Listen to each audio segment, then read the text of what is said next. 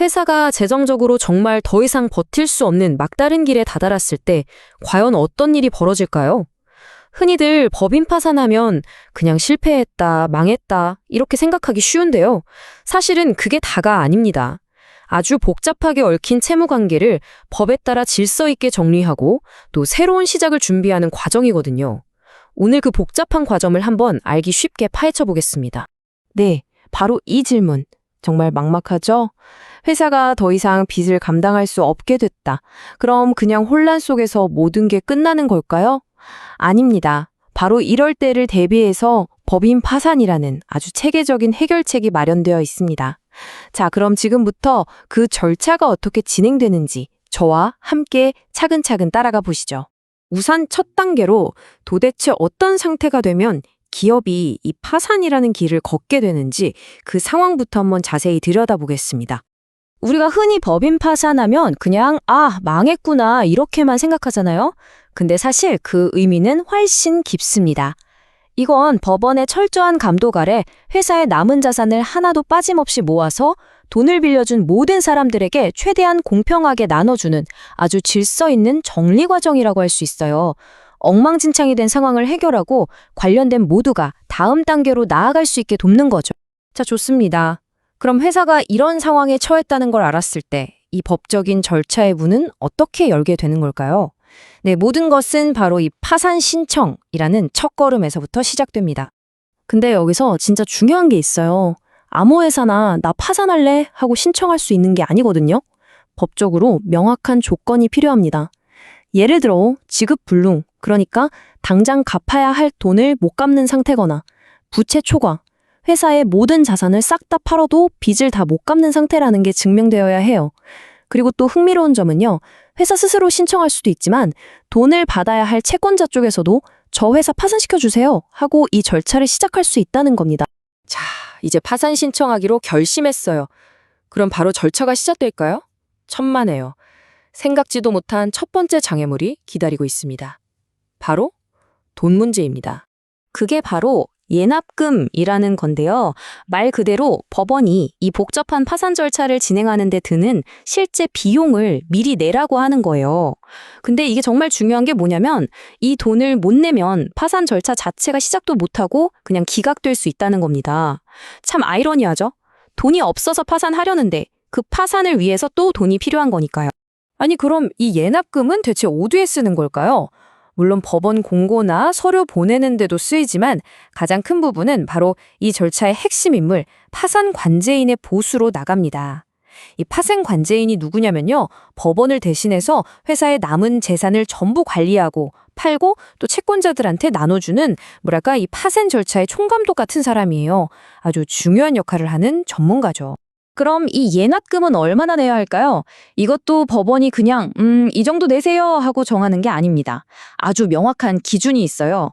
회사의 가장 최근 재무제표에 나와 있는 부채의 총액, 즉 빚이 총 얼마냐를 기준으로 계산됩니다. 생각해보면 당연하죠? 빚이 많을수록 돈 받을 사람도 많고 상황도 복잡할 테니까. 그건 정리하는 비용도 자연스럽게 더 많이 드는 구조인 겁니다. 자, 이제 그 어려운 예납금까지 내고 법원이 마침내 땅땅땅 파산 선고합니다 라고 결정을 내리면 그 순간부터 게임의 규칙이 완전히 바뀝니다. 말 그대로 판이 뒤집히는 거죠. 이제 회사의 모든 통제권은 기존 경영진의 손을 떠나서 법원과 법원이 지정한 바로 그 파산 관제인에게로 넘어갑니다. 그럼 이제부터는 파산 관제인이 마음대로 다 하는 걸까요? 절대 아닙니다.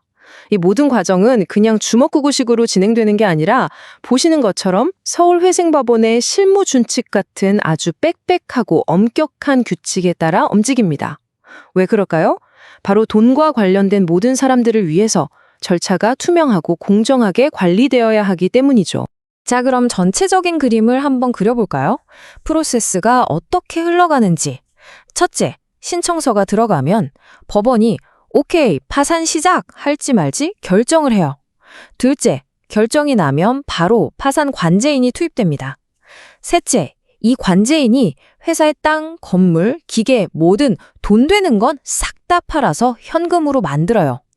넷째, 동시에 채권자들한테 돈 받을 사람 손 드세요 하고 신고를 받아서 누가 얼마를 받아야 하는지 리스트를 쫙 정리합니다.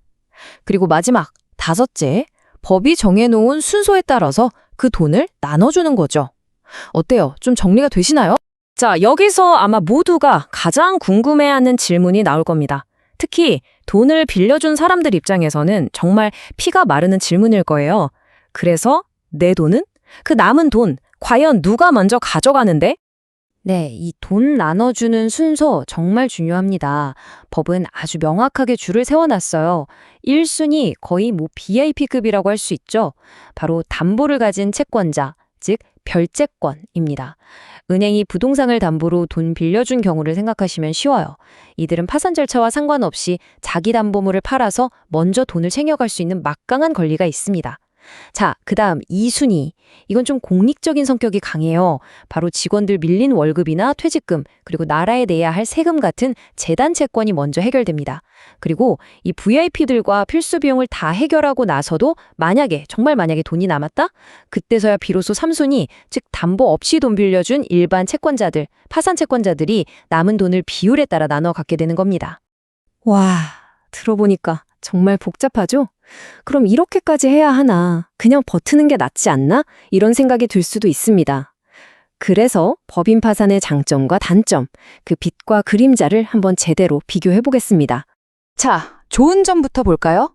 일단 파산 선고를 딱 받으면 여기저기서 날아오던 빚 독촉 전화, 소송, 압류, 이게 전부 스톱됩니다.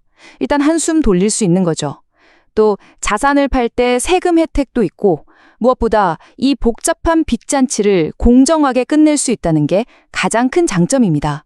하지만 단점도 만만치 않습니다.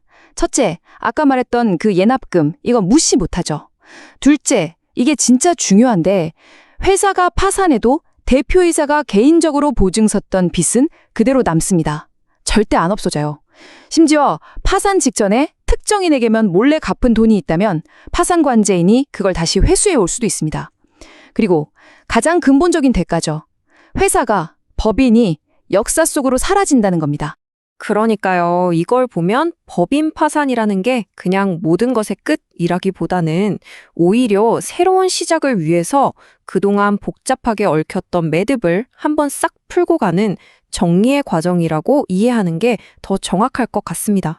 그렇다면 정말 어려운 상황에 처한 기업에게 이렇게 법의 테두리 안에서 질서 있게 끝내는 것이 과연 관련된 모든 사람들을 위한 최선의 길일까요? 이 질문에 대한 여러분의 생각은 어떠신가요? 오늘 이야기는 여기까지입니다.